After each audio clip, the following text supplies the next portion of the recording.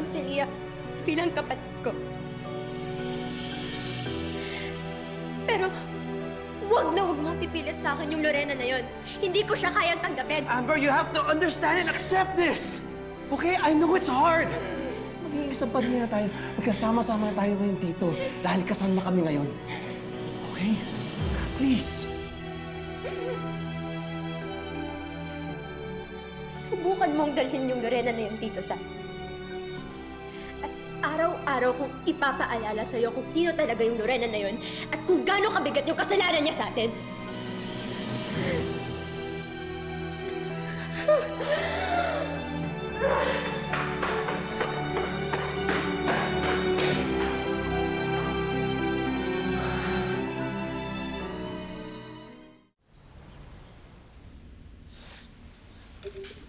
Nasasaktan pa si Amber. Akala ko maintindihan niya agad. Hindi pala ganun kadali. Lalo na bigla lahat nangyari. Wilfred, baka mas okay kung ako yung kumausap kay Amber? Kung may kailangan ako ayusin, gagawin ko yun. I just think she needs time. Okay? Pero ayoko naman madelay yung mga plano natin na magsama ulit. Eh, tuloy natin yung plano natin. Baka yung paglipat namin ni Lia, yun yung pagkakataon ko para makabawi kay Amber.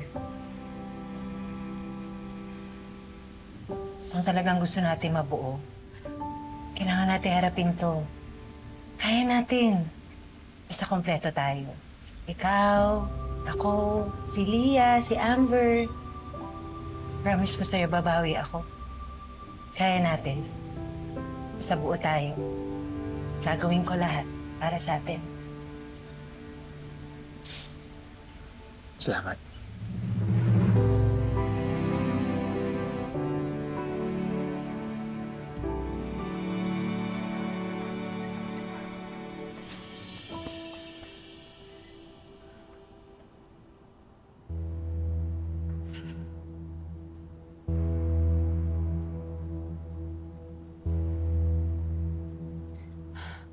Void? Bigamy? Secret marriage? Ah!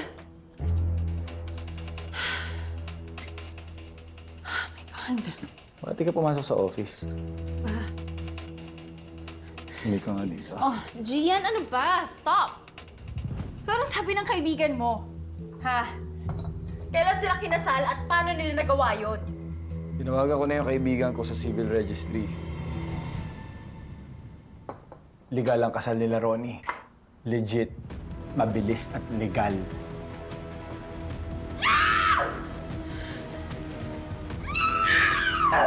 Relax. Stop!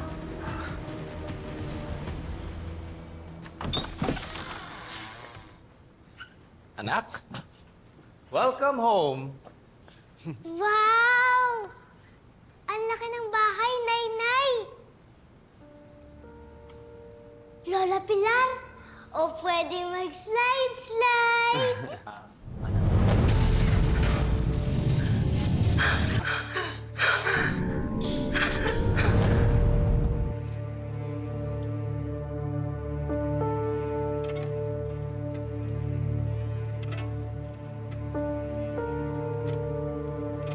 Hi, Ate! Hi.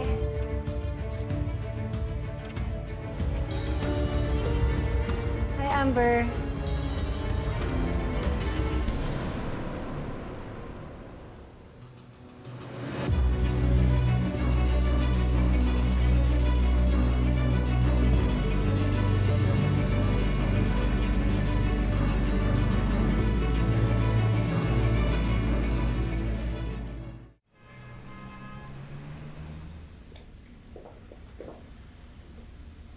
Oh. Ronnie. Di ba dapat wala ka na dito? Wow. Bilis naman ang balita. Well, I'm here lang for business. Ito naman. Okay. Nasaan si Wilfred? Bakit hindi siya sumasagot sa mga calls ko?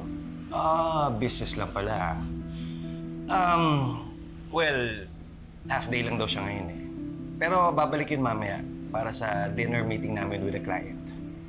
Half day? Bakit? Ewan ko. Meron daw siyang ayusin sa bahay eh. Not business related, Ronnie. Wait, hello. Pare.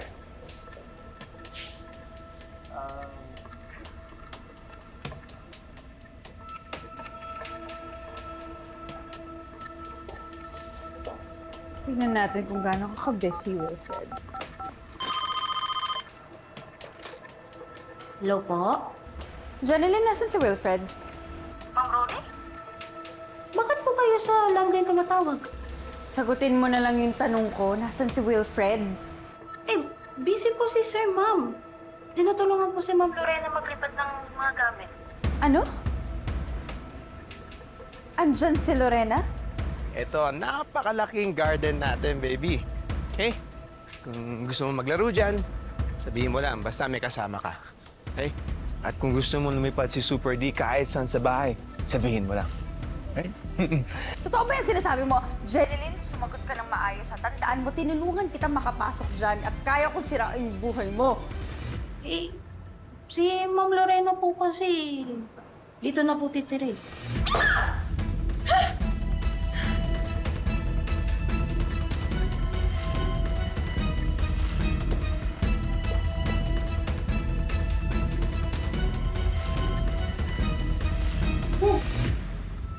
Pancakes? Sige, papaluto tayo. Okay?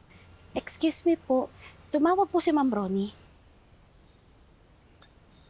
Diba sinabi ko naman na busy ako? Opo sir, kaso lang po nangulit po sa tawag ko.